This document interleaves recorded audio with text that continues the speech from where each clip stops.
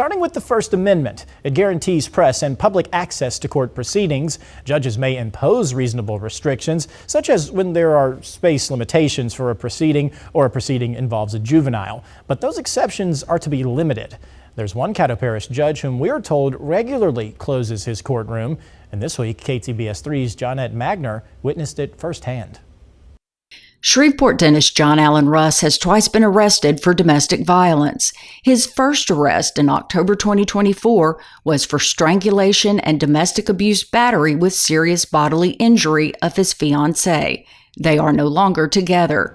Tuesday, Russ was in Caddo District Criminal Court in Judge Chris Victory's courtroom. I went to the courthouse to watch the proceedings as allowed by law. But when I showed up for the hearing of John Allen Russ, I was denied admission, and I was told by the bailiff and another deputy the judge had closed the courtroom. I also witnessed the victim's advocate for the district attorney's office arguing with the bailiff about victims not getting access to the courtroom.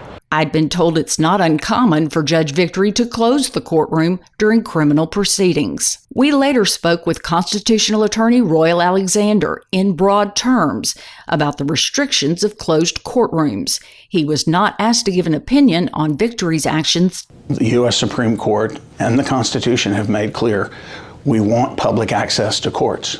Courts are public matters. They affect the public interest.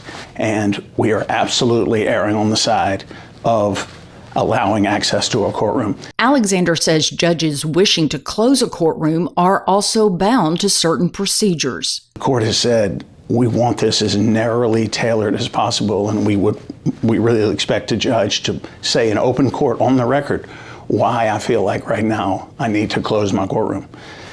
Those are fairly concrete steps, fairly concrete requirements for any judge in the state of Louisiana who wants to close their courtroom off. And that's why I say respectfully that I think this is probably unconstitutional. For KTBS 3 News, I'm Johnette Magner. We've reached out to Judge Victory's office for comment. Someone from his office called this morning and said KTBS is welcome in his courtroom.